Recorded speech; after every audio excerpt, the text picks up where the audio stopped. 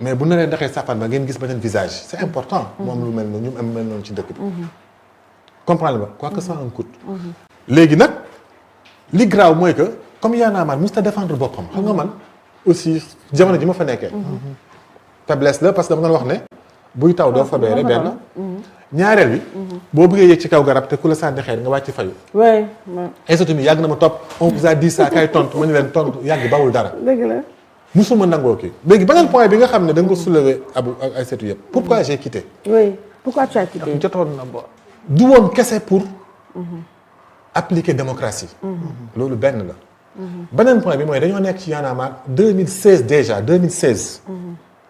ma xool gis ne. ginnaaw bu ñu xeexee ba mën a jàngal wan Sénégalais naka lañu fiy dindee nguur. projet politique. te projet politique nag c'est une traversée.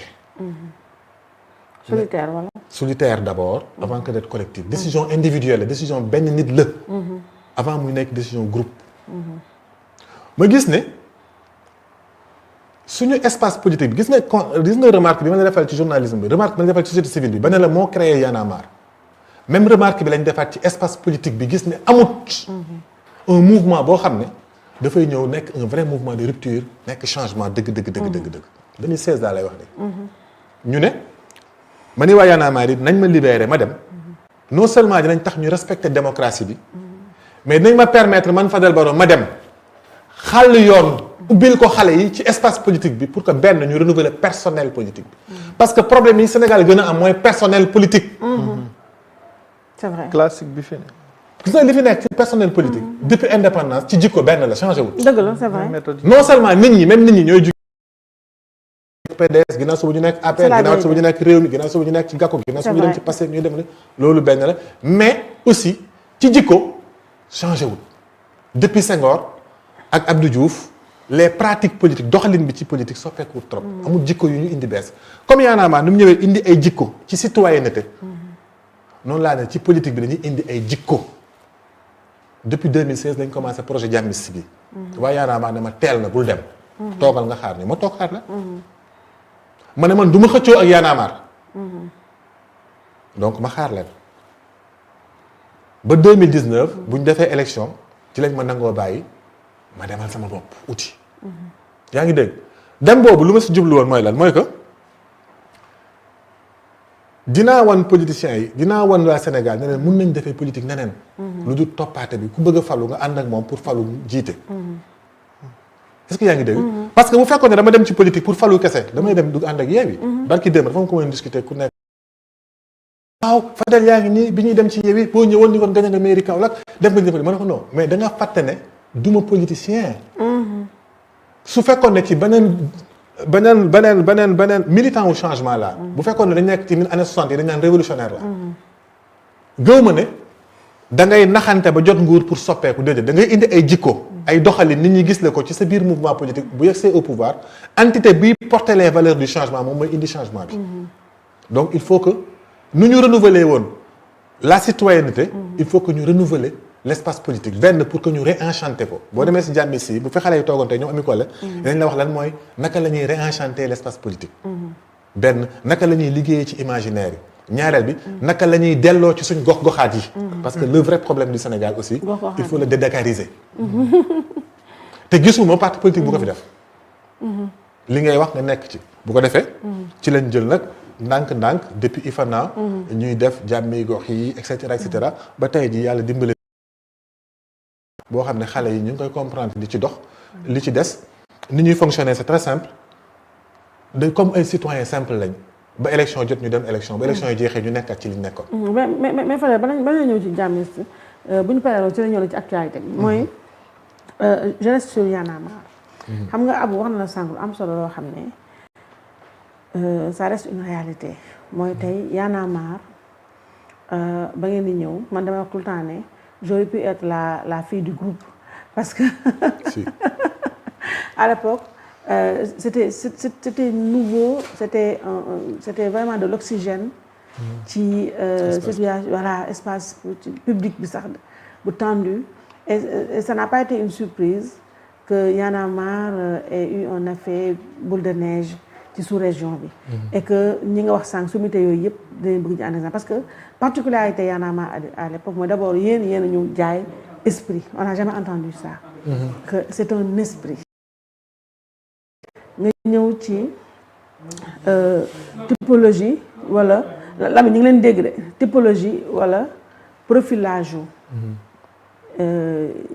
composantes yi mooy en majorité c'était des journalistes su ma nee des journalistes sax dañuy yaata mais yow yaa ci gënoon a siiw benn ñaareel bi ak ay rappeurs contestataires kilifa kër gi nga xam ne ñoom waa kër gi nga xam ne ñoom tamit seen rôle c'est-à-dire ñëpp da ngeen nekk ci benn même rôle bi yow en tant que journaliste peut-être bu dee le grand public xamuñu woon ne tu as toujours été rebelle contestataire et tout ça même à l'intérieur de la presse par exemple ñun dafa naa bokkoon nañ ñu si tout à fait si ñu ko tàmm di boycotter ay conférence de presse bu ñu demee ñu ñu fa téye ñu yàgg bañ a jël per jëm ñu bañ a jël per jëm bañ a jël kii donc voilà ñu bàyyi la fa ba pare ñun bëgg a tardeel ñu bàyyi la fa dem suñu yoon boycotté xam nga donc ñun déjà ñun au niveau de la presse il y avait cette terre de révolution comme ni nga wax sànq te moom nga commencé ma damay déglu attentivement parce que tu as dit sànq plus haut lu gën a important mooy da nga wax ne quand tu parles de la presse que ñun li ñu dugaloon ci presse bokkul ak léegi xale yi ñun presse c'était bañ ci dugg idéologie la woon dañ ko idéaliser woon parce que y avait de grandes sommités intellectuelles yoo xam ne ñoo ci nekkoon te tamit ñooñu dañ leen doon fréquenter xam nga politiciens yi fi nekkoon tamit ñu mag la ñu woon ñoo xam ne ñun bu ñu daan dem si bureau politique yeeg yooyu conférence de presse on se contentait pas d'être des caisses de résonance wala di jël rek seen kii mais même les questions qu'on posait c'était des questions de fond mooy li nga wax sànq ci culture générale maintenant je pense que le succès de Y'en a marre loolu et personne n'avait vu venir ça c'est-à-dire ngeen ñëw yow nga nekk porte-étendard bi déjà tu es de base un communicant ba pare nga amoon déjà un capital relationnel important léegi ngeen ñëw te li nga wax mu important te loolu te ba tey léegi la gën a garaaw mooy à l'époque déjà on sentait que la société civile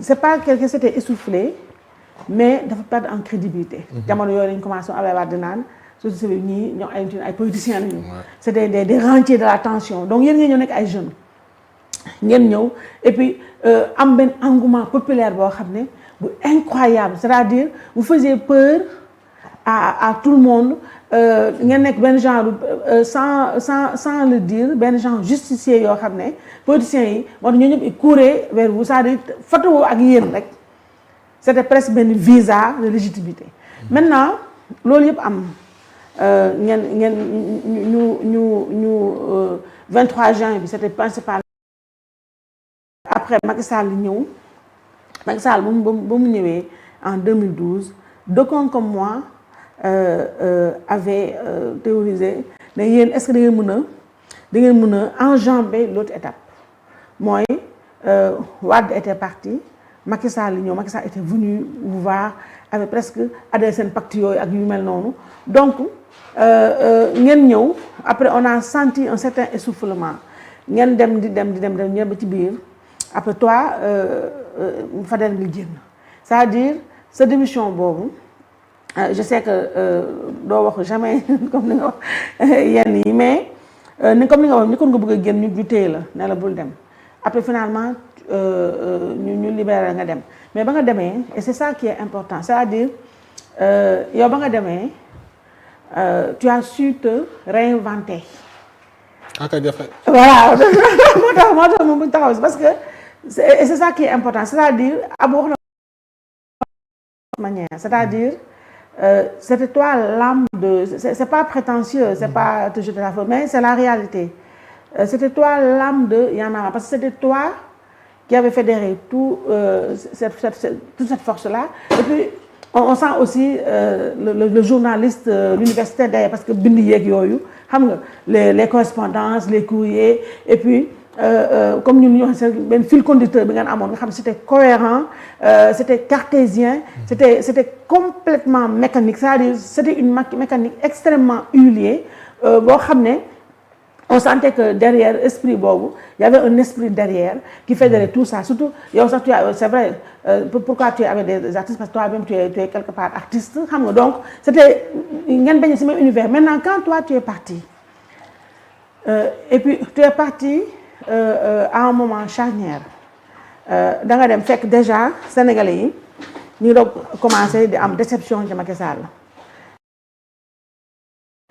ñu ngi doon commencé di def di douter après y a eu Ousmane Sonko commencé di ñëw tuuti xam nga te Ousmane Sonko je le rappelle contextualisation mi ngi ñëw ci période boo xam ne c'était la CREI sénégalais yi am déception parce que Macky ba mu ñëwee c'était chasse aux sorcières donc yooyu yëpp am ci maintenant yow brusquement ñu xëy suba rek ñu ni Fadel Barro jóge na Y en a marre après la transition n'a pas été superbe donc yow nga dem te je rappelle aussi pour l'histoire ba nga demee rek nekkul automatiquement immédiatement ci nga taxaw leneen. non dama dem biir Afrique liggéey. voilà après tu es parti léegi ba nga demee après ñi ngi fi bàyyi y avait un flottement boo xam ne ce flottement là moo continuer ba léegi nag là où un mérite incroyable mooy c'est toi finalement l'âme de Y'en a marre c'est toi qui avais fédéré vraiment émulation bu positive yëpp c'était autour de toi léegi ba nga demee nekk ci leneen bàyyi gars yi fii c'était des artistes yoo xam ne xam man pour man artistes yi dañuy soxla benn socle boo xam ne mooy condenser wala mooy contenir seen flow yooyu donc toi tu es parti mais nga dem après nag ci la commencé Y'en a marre di tu vas pas aimer ce que je vais dire mais di sombrer après quelque temps après parce que et puis ce qui est important mooy Fadel toi quand tu as quitté Y'en a marre plus jamais on t'a entendu ngay wax ci affaire voilà c'est-à-dire tu n'as plus pas et c'est ça qui est important c'est-à-dire man loolu laa bu nit ñi taxaw si mooy yow tu as quitté Y'en a marre ton esprit toi tu es passé à autre chose mais tu as réussi la prouesse léegi ñu ne sànni nga benn flèche Abuja ne nga wax da ngay xaar ba ñooñu toog c'est-à-dire tu as eu xam nga tu as eu cette puissance là de ne pas dugg ba léegi nii kenn xamul les raisons profondes parce qu'il y a une raison profonde donc tu as réussi pour cette prouesse là waxuloo à aucun moment et je sais que tu ne le feras jamais musuloo wax les raisons profondes qui ont sous-tendu ton départ de Y'en a marre quand tu es sorti je sais que tey bu fekkoon ne dafa nga yëfu sénégalais wala nga déglu kenn wala nga bañ am benn force mentale da nga boo sànni woon benn brèche bu tuuti rek ne wala nga def dugg ci benn critique wala te il s'est passé beaucoup de choses def nga tu as fait beaucoup de plateaux mais tu as toujours avec le sourire bu ñu la laajee benn question ci Y'en a marre nga am benn kii benn galipette boo def bu tëb sax bilan bi voilà mais lu important mooy tey boo defoon loolu bu fekkoon ne tey prouesse boobu réussir woo ko woon ça allait être une confrontation entre toi et les gens de Y'en a marre parce que kon yow da ngay ubbi benn brèche pour que ñoom tamit ñëw revenir ci yow te bu boobaa parce que Y'en a marre c'est ton bébé. donc tey voilà donc tey non moi lii c'est pas une question c'est une contribution. Parce que je voudrais que sénégalais yi ñu xam au moins ndax parce que pour moi quand toi tu théorises le nouveau type de sénégalais du ay wax ay jëf la et c'est important que des fois que nous sénégalais ñu taxaw ci ay jëf parce que tey yow tu as quitté un truc parce qu'il s'est passé que bon il y a des raisons diplomatiques que tu as donné et que nga dëgër ci léegi nag boo demoon nga jeune nga xale nga tey nit nga tey am ba tey ci espace public bi ngay communicant tey boo génnoon am faiblesse su wax émettre benn critique bu ndaw a ndaw wala ñoom bu ndaw tu allais ouvrir la boîte pardon et tu l'as jamais fait te loolu tamit c'est une leçon ci fii nit ñi ni ñu gisee ànd. gis nga Aïssatou. bi may 2016 bi ma bëggee quitter Y'en a marre. parce que il fallait que sama conviction sama tolluwaay la woon sama gëm-gëm la woon. sama certitude la woon. que il jot na ñu ubbi benn espace. ci espace politique bi pour jàngal xale yi wan leen. naka la ñuy nekkee de nouveaux types de politiciens. naka la ñuy nekkee de nouveaux constructeurs ñan naka la ñuy tabaxaatee suñu dëkk ci beneen yoon ci anti système bi ñuy wax. naka la ñuy formuler benn anti système à partir d'un mouvement politique. bi ma ko décidé gars yi ne ma toogal xaaral booy dem ñun plus tard nañ la jàppale et cetera dafa am sama benn xaritu diplomate bu mag boo xam ne chinois la. mu ne ma faral ma ne mu ne ma dafa am benn ci philosophie chinoise yi mais aussi da nga koy retrouver ci Occident en France mu ne ma cycle bu nekk day dundal cycle bi ñëw. mu ne ma tuuti Y'en a marre boo ko defut. beneen parti wala beneen mouvement dina ñëw ray ko pour moom mu existe. ce mouvement bi boobu jàmmis si Ifana la tuddoon. yow tamit. yaa ngi dégg. mu ne ma boo buggee Ifana bi dem da ngay jël da ngay taxaw nga critiquer Y'en a marre nga kase ko. comme ça boo ko kasee après yow nga exister ci. et tu as refusé. ma ne ko non loolu philosophie lan la mu ne ma occidentaux yi dañ koy chinois yi dañ koy def ma ne naa leen wan ñun suñ mag ñi lan lañ ñu jàngal. man dafa am fu ma yaroo du ma yàq kenn. c'est très important. c'est-à-dire que nit da ngay am. loo c'est sa code d'honneur bopp waaw. comme la c'est-à-dire que sama dëgër bopp gi parce que dama gëm ne. politique bi du ma ci def lu ñaaw. c'est important. très important code d'honneur Abou yow mi ngi wax nii li ngay wax nii ne man dama gëm ne fu ma taxaw fi ma bokk dañ koy xool. te dama xam fi ma bokk. di ko doxee di ko solo. waaw dañuy xool ne kii attention de ay maamam surtout yonentu lañ de. est-ce que dinaa saaga nit. mënuma ko. est-ce que dinaa yàq donc dinaa am lu ma seet benn ñaareel bi mooy ne dama gëm ne il nous faut commencer beneen récit boo xam ne c'est par les moyens de la paix. absolument. munoo defar adduna bu mel ni Afrique man Sénégal ku ma xam di nga xam ne Sénégal. mooy sama terrain. war a démarrer mais Afrique laa bëgg mu baax. dar bu ñuul laa bëgg mu yëkkatiku.